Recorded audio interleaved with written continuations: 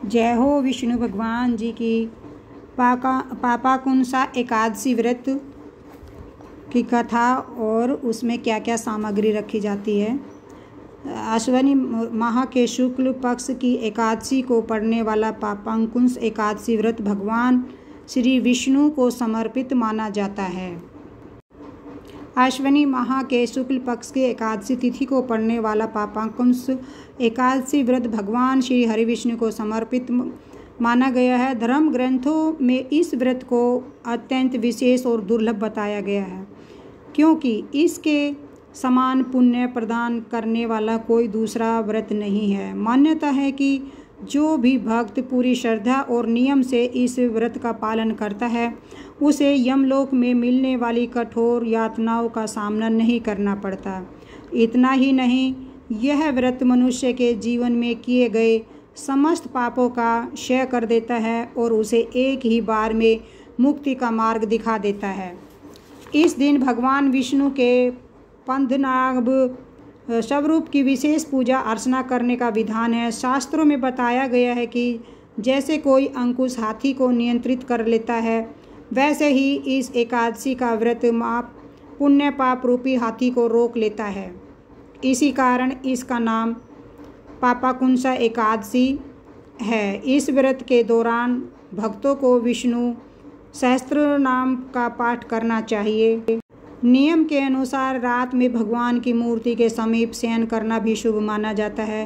द्वादशी तिथि को सुबह ब्राह्मण को अन्न और दक्षिणा दान करने के बाद ही व्रत का समापन किया जाता है। सुबह में स्नान स्वच्छ आदि होकर के यह व्रत शुरू करना चाहिए। इसके लिए सबसे पहले हमें घर के मंदिर में दीप प्रज्वलित करें, भगवान विष्णु को गंगा जल से अभिषेक करें, भगवान विष्णु को विष पुष्प और तुलसी दल अर्पित करें।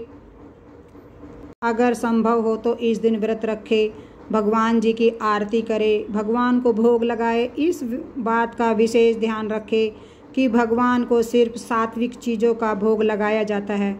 भगवान विष्णु के भोग में तुलसी को जरूर शामिल करें। ऐसा माना जाता है कि बिना तुलसी के भगवान विष्णु भोग ग्रहण नहीं करते हैं। इस पावन दिन भगवान विष्णु के साथ ही माता लक्ष्मी की पूजा भी करें। इस दिन भगवान का अधिक से अधिक ध्यान करें। एकादशी व्रत में क्या क्या पूजा के लिए सामग्री रखते हैं। श्री विष्णु जी की चित्र रखे या मूर्ति रखे, पुष्प रखे, पुष्प, नारियल, सुपारी, फल, लौंग, धूप, दीप, घी, पंचामृत, तुलसी दल, चंदन, मिष्ठान आदि सब सामग्री को भगवान विष्णु को जरूर समर्पित करना चाहिए। और यह मंत्र भी अवश्य बोलना चाहिए। ओम नमो भगवते वासुदेवाय, ओम नमो नारायणाय, ओम विष्णुप्रिय नमः विष्णुये नमः, ओम श्री ह्रीं क्लीं श्री सिद्ध लक्ष्मी नारायण नमः।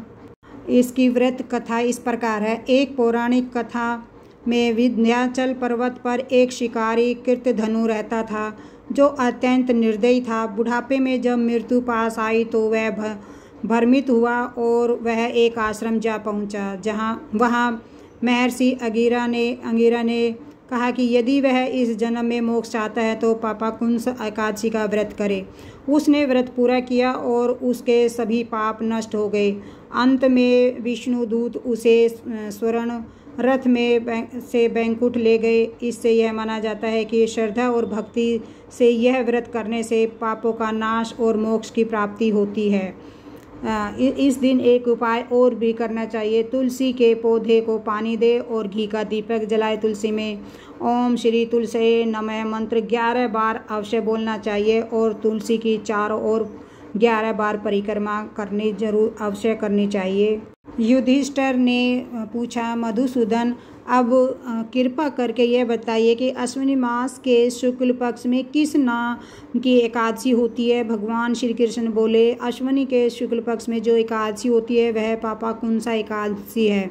वह सब पापों को हरने वाली तथा उत्तम है। उस दिन सभी मनोकामनाओं की पूर्ति के लिए मनुष्य को स्वर्ग और मोक्ष प्रदान करने वाली भगवान वासुदेव का पूजन करना चाहिए। पृथ्वी पर जितने तीर्थ हैं उन सब के सेवन का फल भगवान विष्णु के नाम कीर्तन मात्र से मनुष्य प्राप्त कर लेता है। जो भगवान विष्णु की शरण में आते हैं भगवान विष्णु की शरण में आते हैं उन्हें कभी यमलोक की यातना नहीं भोगनी पड़ती।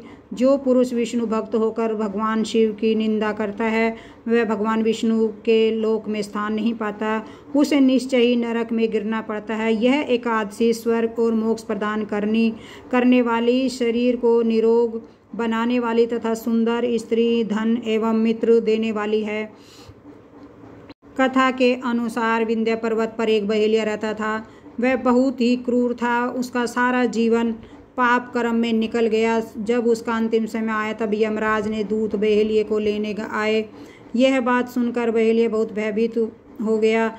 महर्षि अंगिरा के चरणों में गिरकर यही प्रार्थना करने लगा और बोला कि मैंने जीवन भर पाप कर्म किए हैं। कृपा कर आप कोई ऐसा उपाय बताइए जिससे मेरे सारे पाप मिट जाए।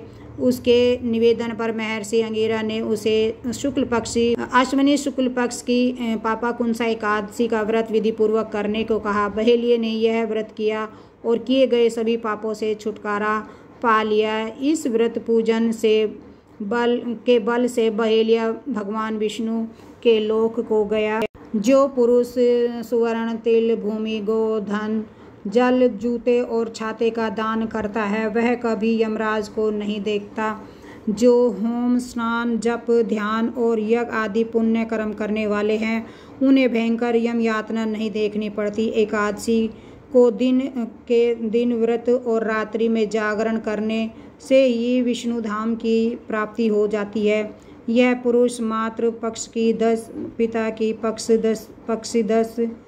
की 10 तथा खतरों की वृक्ष की थी 10 पीढ़ियों का उद्धार कर देता है। एकादशी व्रत करने वाले मनुष्य दिव्य रूपधारी चतुर्भुज गरुड़ के ध्वजाज युक्त हार से सुशोभित और पीताम्बरी होकर भगवान विष्णु के धाम को जाते हैं। इसलिए सभी को यह व्रत जरूर करना चाहिए। बोलो भगवान विष्णु की जय, विष्णु भगवान की जय। तो आज की मेरी वीडियो में इतना ही। अगर आपको ये वीडियो अच्छी लगी है तो वीडियो को लाइक और शेयर ज़रूर कीजिएगा और चैनल को सब्सक्राइब भी कीजिएगा।